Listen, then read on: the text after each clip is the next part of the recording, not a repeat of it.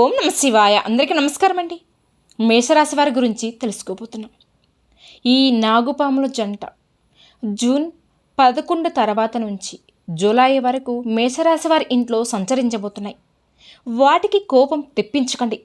జరగబోయేది తెలియాలి అంటే ఈ వీడియోని పూర్తిగా చూడండి. అప్పుడే మీకు పూర్తిగా అర్థమవుతుంది కూడా. కాబట్టి ఆలస్యం చేయకుండా వెంటనే వీడియోలోకి వెళ్ళిపోతాం. మొదటిగా మనం మేషరాశి జాతకుల గురించి చెప్పుకోవాలి. మేషరాశి వారు ఎవరైతే ఉన్నారో వీరికి చాలా అంటే చాలా మంచి గుణాలు అనేవి ఎక్కువగా ఉంటాయి. ఎవరితో ఎలా మసులుకోవాలో వీరికి బాగా తెలుసు కూడా. ఎవరైనా సరే వీరి ముందు అబద్ధాలు చెప్పినట్లయితే వీరు అసలు సహించరు. కానీ వీరికి కోపం అనేది చాలా అంటే చాలా ఎక్కువ. చూడడానికి చాలా గంభీరంగా కనిపిస్తూ ఉంటారు. వెళ్ళవేళలా ప్రతి ఒక్కరితోనూ కోపంగానే మాట్లాడుతూ ఉంటారు కూడా. అయినప్పటికీ కూడా వీరి మనసు చాలా సున్నితమైనది.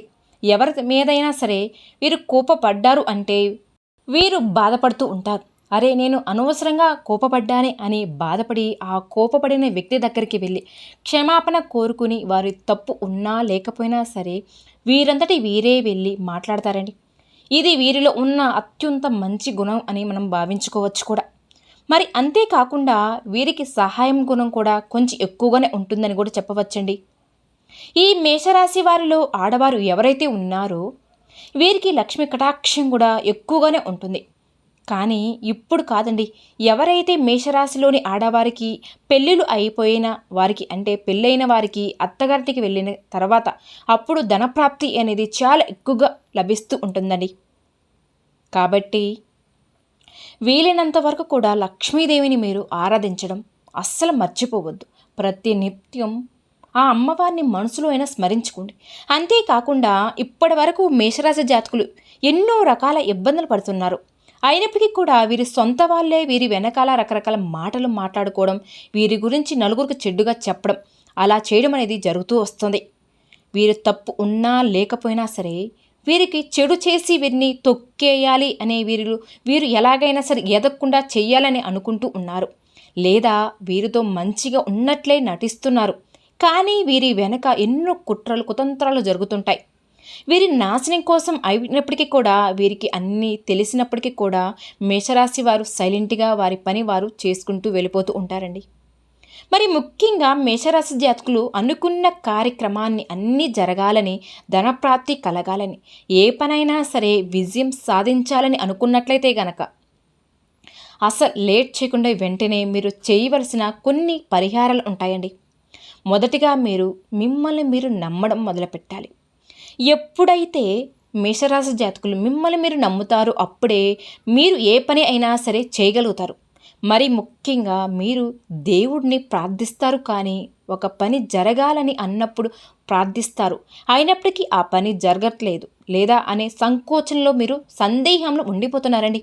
అవుతుందా లేదా అని అలా సంకోచించకుండా మీరు వెంటనే దేవుడికి ప్రార్థించేటప్పటికి కూడా మిమ్మల్ని మీరు నమ్ముతూ దేవుడి పైన నమ్మకం ఉంచుకోవడం అనేది చాలా అంటే చాలా మంచిదండి.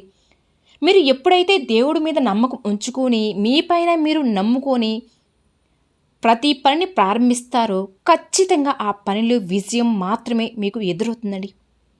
మరి మేషరాశి వారి ఇంట్లో అయితే నాగుపాముల జంట సంచరించబోతున్నాయని చెప్పడం అనేది జరిగింది. కానీ ఇప్పుడే కాదండి, గత కొద్ది సంవత్సరాలుగా ఆ నాగుపాముల జంట యొక్క అనుగ్రహం వీరిపైన ఉండడం అనేది జరిగింది. కానీ మధ్యలో ఆ కోపం వల్ల అంటే వీరికి వచ్చిన కోపం వల్ల వీరు చేసిన కొన్ని పనుల వల్ల ఈ నాగుపాముల యొక్క జంటకు కోపం వచ్చి వీటి యొక్క అనుగ్రహం అనేది వారిపైన తగ్గడం జరిగింది. కాబట్టి మళ్ళీ ఆ నాగుపాముల అనుగ్రహం పొందాలి, మీరు చేసే కార్యాలను విజయం సాధించాలి అని అనుకున్నట్లయితే గనక ఇప్పుడు నేను చెప్పబోయే కొన్ని పరిహారాలు పాటించడం ద్వారా చాలా మంచిదండి, చాలా ఉత్తమని కూడా చెప్పొచ్చు. మరి మేషరాశి వారు ఈ నాగుపాముల జంట యొక్క అనుగ్రహం అనేది మీ పైన కాదండి, మీ కుటుంబ సభ్యులకు ఉండబోతుంది. మరి నాగుపాముల జంట రూపంలో మీ ఇంటికి వచ్చేది ఎవరంటే దేవతలు ఉంటారో, ఎక్కువగా ఎవరినైతే మీరు ఆరాధిస్తూ ఉంటారో అటువంటి వాళ్ళ అనుగ్రహం కూడా ఈ నాగుపాముల జంట యొక్క రూపంలో మీకు లభించబోతుందండి. జూన్ 11 పౌర్ణమి తర్వాత జూలై వరకు మేషరాశి వారు చాలా అంటే చాలా జాగ్రత్తగా ఉండవలసి వస్తుందండి. ఎందుకంటే ఈ నాగుపాముల యొక్క అనుగ్రహం అనేది మీ పైన లభించే అవకాశం చాలా ఎక్కువగా ఉండబోతున్నాయండి.